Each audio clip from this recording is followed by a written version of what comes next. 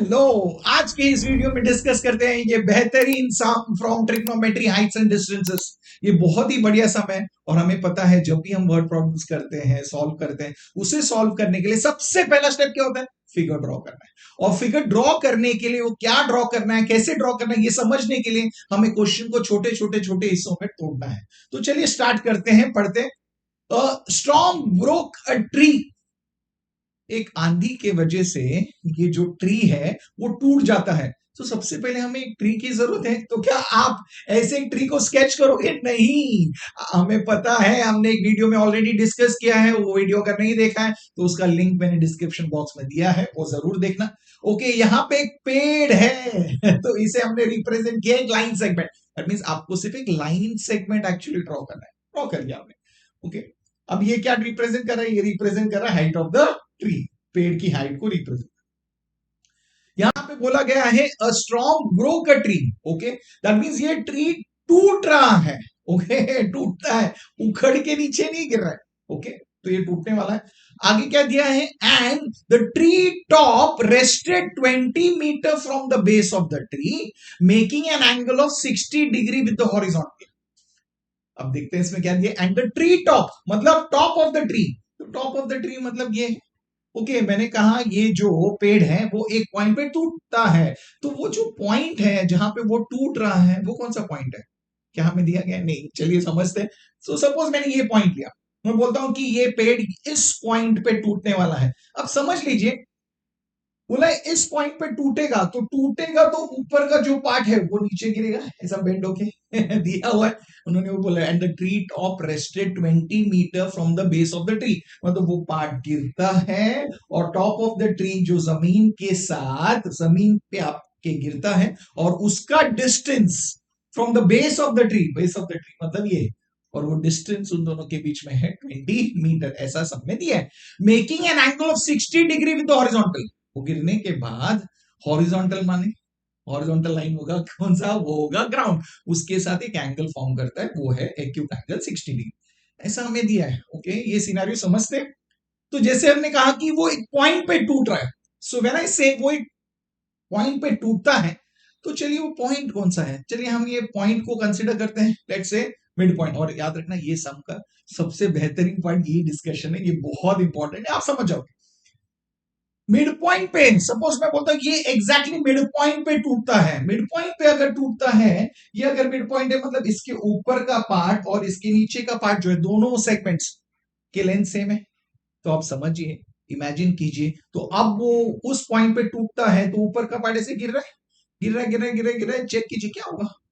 Okay देखिए, अभी मैं बोल रहा हूं ये पॉइंट पे टूट रहा है तो देखते हैं क्या होगा देखिए क्या हुआ। यस एग्जैक्टली सेम है। That means top of the tree और बेस ऑफ द ट्री तो मिल गए। उन दोनों के बीच में डिस्टेंस अभी 20 मीटर है? नहीं है, जीरो है। ओके, क्या वो top of the tree horizontal ground के साथ एक एंगल फॉर्म कर रहा है 60 डिग्री? नहीं फॉर्म कर रहा है। ओके, दैट मींस क्या ये पॉसिबिलिटी है? नहीं। दैट मींस ये ट्री जो है, ये जो पेड़ जो है वो मिड पॉइंट पे नहीं टूट सकता है। ये समझ गया? Very good. तो चलिए, होता क्या है मतलब कहां पे टूटेगा? तो चलिए आप बोलते हो मिड पॉइंट के ऊपर अगर टूट गया तो चलिए देखते हैं। तो आप पॉइंट लेते हैं यहां पे, हम बोलते हैं कि ट्री सपोज यहां पे ब्रेक होता है मिड पॉइंट के ऊपर। ओके, अगर मिड पॉइंट के ऊपर ब्रेक होगा तो अब वो जो पार्ट है वो नीचे गिर रहा है, देखिए अब मुझे बताइए, वो जो टॉप ऑफ द ट्री है वो क्या बेस के साथ डिस्टेंस 20 मीटर? पता है। Okay, angle with the ground, क्या वो ग्राउंड के साथ एंगल फॉर्म कर रहा है? नहीं, बिकॉज वो तो ग्राउंड को टच ही नहीं कर रहा है। मतलब ये सिनेरियो भी नहीं है, ये भी नहीं हो सकता है। Very good. तो ये जो पार्ट है ये बहुत इंपॉर्टेंट है मेरे बच्चों, बहुत बहुत बहुत ज्यादा। सो अब आप बोलोगे एक ही ऑप्शन बचा है, मिड पॉइंट नहीं है, मिड पॉइंट के ऊपर नहीं है, मतलब क्या होगा? मिड पॉइंट के नीचे टूटेगा। तो चलिए हम ये पॉइंट कंसीडर करते हैं जहां पे ये पे टूटेगा। तो अब अगर ये पॉइंट है, अब देखिए ये जो पार्ट है ये गिर रहा है। अब देखिए टॉप ऑफ द ट्री ये है, करेक्ट है यस। अभी टॉप ऑफ द ट्री और बेस ऑफ द ट्री जो है वो पॉइंट, उन दोनों के बीच में डिस्टेंस कितना दिया गया है? 20 मीटर। सुपर। अब याद रखिए पेड़ है, जो पेड़ है वो ग्राउंड के साथ परपेंडिकुलर होगा, मतलब यहां पे एंगल 90 डिग्री आएगा। ओके, सब में दिया गया है making an angle of 60 degree with horizontal.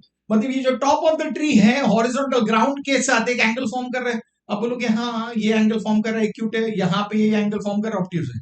कौन सा दिया है? 60 डिग्री एक्यूट एंगल, मतलब ये एंगल की बात करें ट्राइंगल के अंदर। Very good.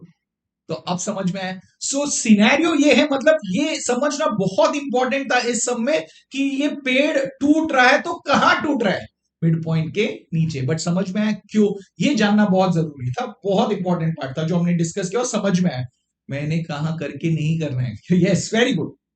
तो चलिए हम ये समझ गए। अब हमें और कुछ चीजें यहाँ पे फाइंड करना, उन्होंने क्या बोला? Find the height of the tree. Height of the tree मतलब ये जो हाइट हमें ये फाइंड करना है, पूरा जो हाइट ऑफ द ट्री था गिरने से पहले हमें वो फाइंड करना है। ठीक है। और एक चीज देखिए, अब ये जो सेगमेंट है टूटा हुआ पार्ट, और ये जो सेगमेंट है और ये जो सेगमेंट है, tell me isn't that the same? वो सेम ही है ना मतलब उस दोनों का लेंथ सेम है, तो हम उसको आइडेंटिकल मार्क से डिनोट कर देंगे सो दैट पता चल जाए एग्जामिनर को कि वो सेम है। Yes very good. अब क्या करना है? अब सिर्फ ये पॉइंट्स को नेम करना है, तो चलिए नेम कर देते हैं। तो अब बन गया हमारा फिगर ये हमारा फिगर बन गया है। बट क्या आप इतना ऐसा सिनेरियो ये सीन लेके बनाओगे? नहीं। आप जस्ट पेपर में जो ये फिगर बना है विद दोस लाइन सेगमेंट ऐसा ड्रॉ करोगे। That is what you are going to draw.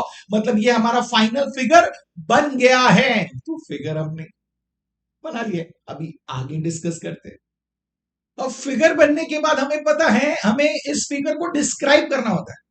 पता है डिस्क्रिप्शन तो बहुत इजी है। क्यों डिस्क्राइब करना होता है? बिकॉज हमें पता है हाइट ऑफ द ट्री क्या है? AB। आपको पता है बिकॉज आपने ड्रॉ किया है। क्या एग्जामिनर को पता है? नहीं। मतलब हमें डिस्क्राइब करना बहुत जरूरी है। पहले फिगर बनाना होता है, सेकेंड पार्ट होता है description of the figure. Description मतलब इसे डिस्क्राइब करना है सिंपल भाषा में, एकदम सिंपल इंग्लिश में, आपको जैसे जमता है वैसा लिख लीजिए। चलिए AB क्या रिप्रेजेंट करता है? तो आप बोलोगे AB represents the height of the tree. That's the first statement, वो सबसे पहला स्टेटमेंट जो हम लिखेंगे। Okay very good. ये जो पेड़ है, ये जो ट्री है, ये टूटा कहां पे है? पॉइंट B पे। ये सबसे इंपॉर्टेंट चीज है, ये मेंशन करना। So D is the point at which the tree breaks. Okay. अब ब्रेक होने के बाद हुआ क्या? ये जो ब्रोकन पार्ट है राइट, AD है, और मुझे बताइए AD एंड DC दोनों भी वही है, ये सेम ब्रोकन पार्ट है। तो हम लिख देंगे वहां पे that DC and AD represent the broken part of the tree. Very good, super. Okay, इन दोनों का लेंथ जो है वो सेम है। यस, दैट मींस हम बोलेंगे कि AD और DC दोनों भी सेम है, वो भी लिख देंगे। यहां पे एक एंगल फॉर्म हुआ है, कौन सा एंगल है? Angle DCB right. और ये कौन सा एंगल है? एंगल ऑफ एलिवेशन नहीं लिखना है, कोई ऑब्जर्वर ने नहीं देखा है। ओके, यहाँ पे क्या था? This is angle made by the broken part with the ground. आप लिख सकते हैं so that is angle made by the broken part with the ground. और वो एंगल का मेजर कितना है? लिखिए 60 डिग्री। और क्या इंफॉर्मेशन दिया गया? आप बोलोगे और एक ही इंफॉर्मेशन है यहाँ पे, BC का लेंथ दिया गया है वो है 20 मीटर, तो हम वो लिख देते हैं। तो इतना सा इंफॉर्मेशन है, मतलब हमने डिस्क्रिप्शन कंप्लीट कर लिया। सो wasn't that easy? बहुत सिंपल राइट बहुत ही बढ़िया है, बहुत ही सिंपल है।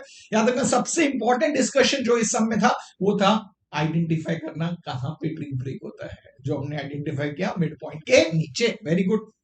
तो चलिए हमने अभी फिगर ड्रॉ कर लिया, हमने डिस्क्रिप्शन कर लिया। अब आते हैं लास्ट पार्ट पे, दैट इज सॉल्विंग इट। हमें इसे सॉल्व करना है, वैल्यू फाइंड करना है height of the tree, that means AB का लेंथ फाइंड करना। अब आप बोलोगे AB का लेंथ फाइंड करना है, देखिए ध्यान से। तो मुझे बताइए AB जो है वो कितने लाइन सेगमेंट से बना हुआ है? आप बोलोगे तो 2 लाइन सेगमेंट से बना हुआ, एक है AD दूसरा है BD। That means can we say, क्या हम बोल सकते हैं AB is equal to AD plus BD? That means अगर हमें AB फाइंड करना है, हमें BD का लेंथ चाहिए और हमें AD का लेंथ भी फाइंड करना है। ओके, तो चलिए अभी इसके बारे में सोचते हैं। अब AD जो है क्या इस राइट एंगल ट्राइंगल को बिलोंग करता है? नहीं बिलोंग करता है राइट ना। तो अभी राइट नाउ आप बोलोगे स्टार्ट में मुझे AD नहीं मिलेगा, ठीक है, उसके बारे में बाद में डिस्कस करेंगे। दूसरा जो सेगमेंट है BD, क्या हम उसका लेंथ फाइंड कर सकते हैं? आप बोलोगे हाँ हाँ, बिकॉज वो राइट एंगल ट्राइंगल को बिलोंग करता है। तो हमें पता है हम साइड का लेंथ, कोई भी सेगमेंट का लेंथ फाइंड करते हैं अगर वो राइट एंगल ट्राइंगल का साइड है, तो हम कर सकते हैं। बस तभी ही हम ट्रिग्नोमेट्रिक रेशियोज अप्लाई कर सकते हैं। इसलिए आप बोलोगे चलिए पहले BD फाइंड कर लेते हैं। तो चलिए BD फाइंड करते हैं। अब BD फाइंड करने के लिए देखते हैं इस राइट एंगल ट्राइंगल में BD जो है वो इस एंगल के लिए क्या है? इस एंगल के लिए क्या है, देखिए आप बोलोगे यस वो है ऑपोजिट साइड। ओके, ये फाइंड करना है। और इस राइट एंगल ट्राइंगल में हमें कौन सा साइड दिया हुआ है, आप बोलोगे बीसी दिया हुआ है। अब देखिए इस एंगल के लिए बीसी क्या है, अब बोलोगे एडजेसेंट साइड है। अब मुझे बताइए opposite side and adjacent side ये कौन से ट्रिग्नोमेट्रिक रेशियो में आता है, अब बोलोगे ये तो टैन में आता है, कॉट में भी आता है, बट मैंने कहा आप साइन कॉस टैन में से एक यूज कीजिए, हमें कोसेक सेक और कॉट की जरूरत नहीं है। Very good. तो आप बोलोगे हम टैन यूज करेंगे, tan of which angle, tan of C. अब रिप्रेजेंट कैसे करेंगे, हम ट्राइंगल का नाम लिखेंगे, राइट एंगल ट्राइंगल, तो क्या लिखेंगे, in triangle DBC, angle DBC is equal to 90 degree.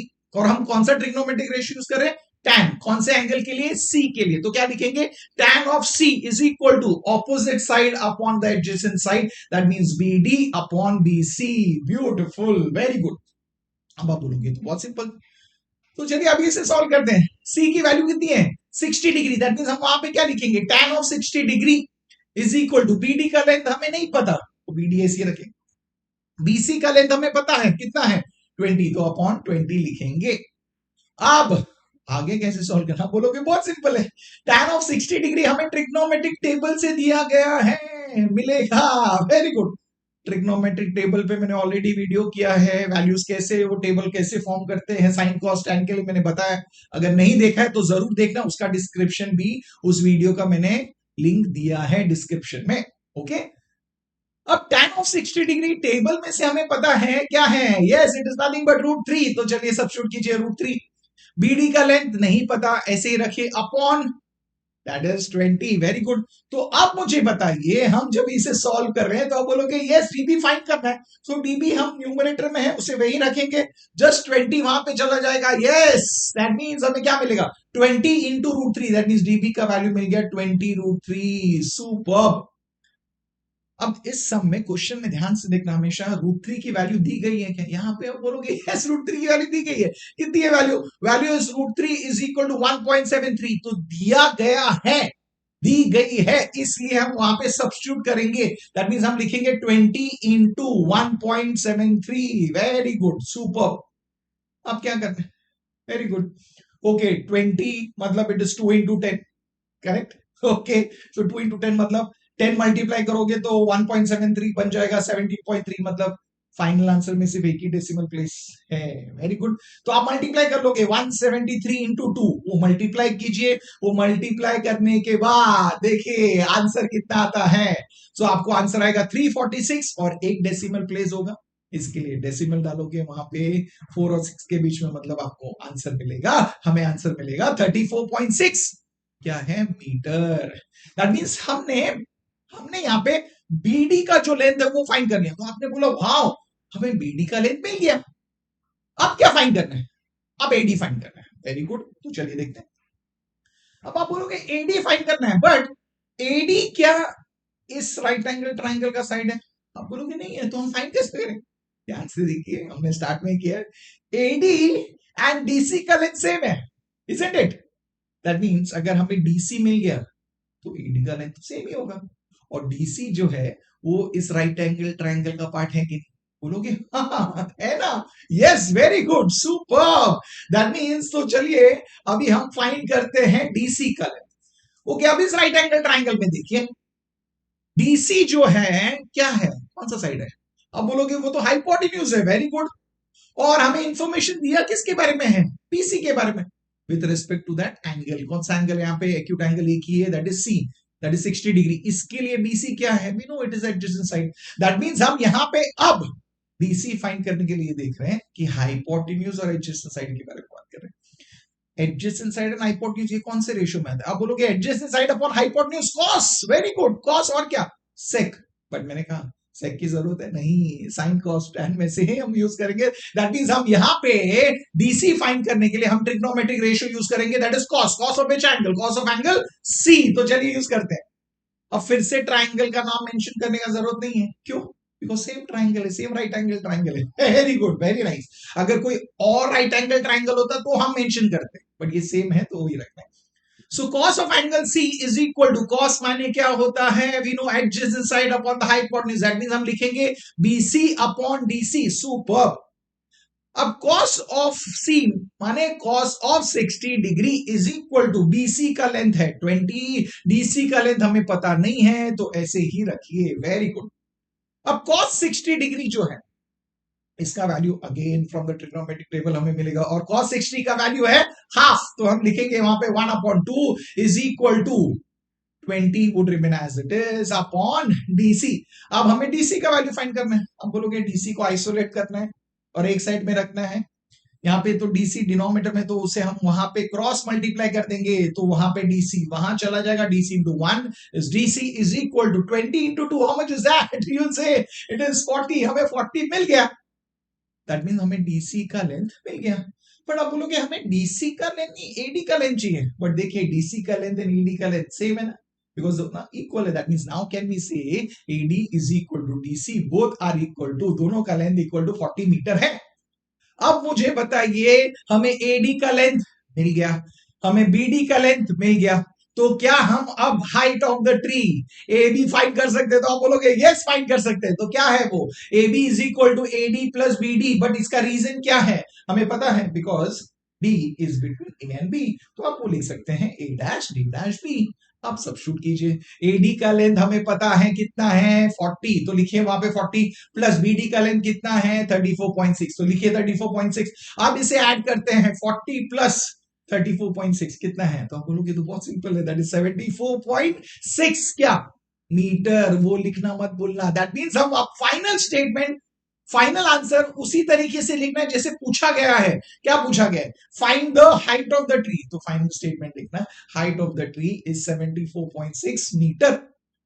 अब मुझे बताइए क्या ये सम इजी था? बहुत बहुत बहुत सिंपल था, isn't it? Very very very simple. अब और एक चीज बता दो, हमें DC का लेंथ फाइंड करना था, करेक्ट। सेकेंड पार्ट हमने पहले BD का लेंथ फाइंड कर लिया था। तो आप बोलोगे ओके ये एंगल के लिए BD हमें ऑलरेडी मिला था। BD क्या है? Opposite side. DC हमें फाइंड करना है, वो क्या है? Hypotenuse. So opposite and hypotenuse मतलब हम साइन ऑफ 60 यूज करके भी सॉल्व कर सकते हैं, सॉल्व कर सकते हैं। वो भी आपको यही आंसर देगा और सही है वो आंसर, बिल्कुल गलत नहीं है, वो सही आपको मिल जाएगा। और आप बोलोगे ऐसे कर सकते हैं, कर सकते हैं मैंने कहा आप कर सकते हो, बट क्यों नहीं किया हमने? ओके हमेशा जो इंफॉर्मेशन गिवन है वो यूज करके कीजिए तो गड़बड़ नहीं होगा। बिकॉज रीजन बताओ, अगर गलती से भी आपने सॉल्व करते समय BD का लेंथ सपोज अगर आपको गलत मिल गया, डेसिमल में कुछ गड़बड़ हो गया या कोई कैलकुलेशन में गड़बड़ हो गया, अगर ये रॉन्ग हुआ है तो आपका ये फाइंड करते समय ये भी रॉन्ग हो जाएगा। सो इससे बेटर ये था कि जो गिवन इंफॉर्मेशन है वो यूज करके कीजिए तो रॉन्ग नहीं होगा। That's the only reason, to be on the safer side मैंने ऐसा कहा एग्जैक्टली। बट ये यूज करके भी आप कर सकते हो। Very good. तो अब ये पूरा सम दिखेगा कैसे? ऐसे दिखेगा ये पूरा सम डिस्क्रिप्शन के साथ, फिगर ड्रॉ करने के बाद डिस्क्रिप्शन जो दिया है और पूरा सम ऐसे दिखे। अब समझ में? अब मुझे बताइए, बहुत इजी था, बहुत इंटरेस्टिंग था, बहुत ही ब्यूटीफुल सम था। और ये ब्यूटीफुल सा सम आप खुद ड्रॉ कीजिए, डिस्क्रिप्शन लिखिए, खुद सॉल्व कीजिए तो कॉन्फिडेंस बढ़ेगा। अब आपका कॉन्फिडेंस बढ़ेगा तो आप चाहते रहोगे ना आपका जो फ्रेंड है उसका भी कॉन्फिडेंस बढ़े, उसे भी ये सम अच्छा लगे, ये इंटरेस्टिंग सम उसे भी बहुत अच्छी तरीके से समझ में। तो उसके साथ ये वीडियो को शेयर कीजिए, वीडियो को लाइक कीजिए और चैनल को सब्सक्राइब कीजिए। और मैं आपको मिलूंगा अब नेक्स्ट वीडियो में और एक interesting some heights and distances पे हम डिस्कस करेंगे। तब तक के लिए keep learning, keep smiling and keep sharing.